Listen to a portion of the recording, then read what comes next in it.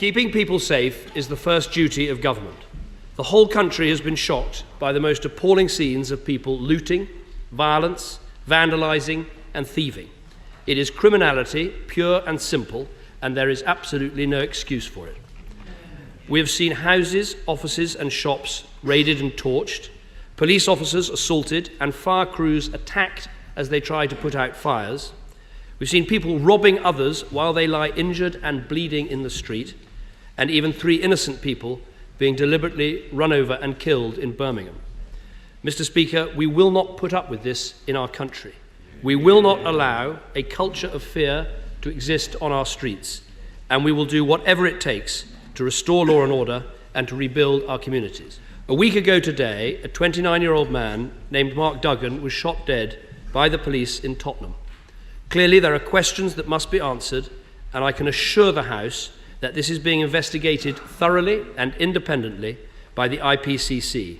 We must get to the bottom of exactly what happened, and we will. It is simply preposterous for anyone to suggest that people looting in Tottenham at the weekend, still less 3 days later in Salford, were in any way doing so because of the death of Mark Duggan.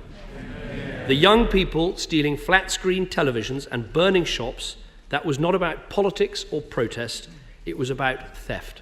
In recent days, individual police officers have shown incredible bravery and have worked in some cases around the clock without a break, and they deserve our support and our thanks.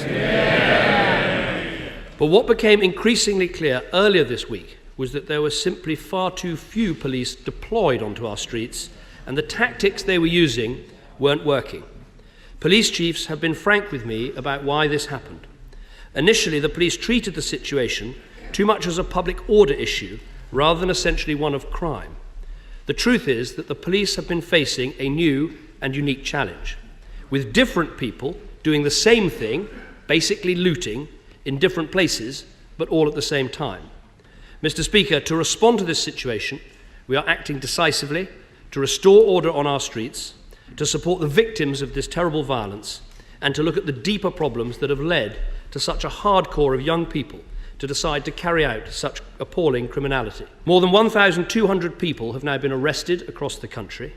We are making technology work for us by capturing the images of the perpetrators on CCTV, so even if they haven't been yet arrested, their faces are known and they will not escape the law. And as I said yesterday, no phony human rights concerns about publishing these photographs will get in the way of bringing these criminals to justice. The fight back has well and truly begun, but there will be no complacency, and we will not stop until this mindless violence and thuggery is defeated and law and order is fully restored on all of our streets. The acting commissioner of the Metropolitan Police said to me that he would rather be the last man left in Scotland Yard with all his management team out on the streets before he asked for army support.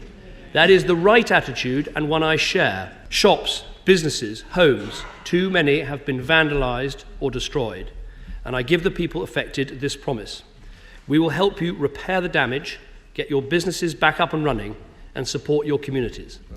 On repairing the damages, I can confirm that any individual, homeowner or business that has suffered damage to or loss of their buildings or property as a result of rioting can seek compensation under the Riot Damages Act, even if uninsured. I've said before that there is a major problem in our society with children growing up not knowing the difference between right and wrong.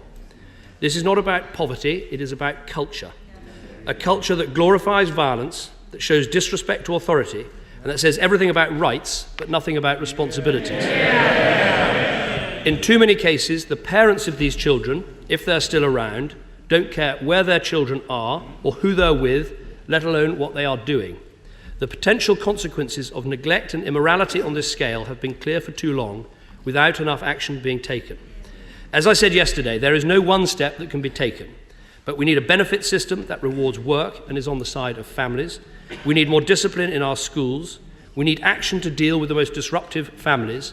And we need a criminal justice system that scores a clear and heavy line between right and wrong. In short, all action necessary to help mend our broken society.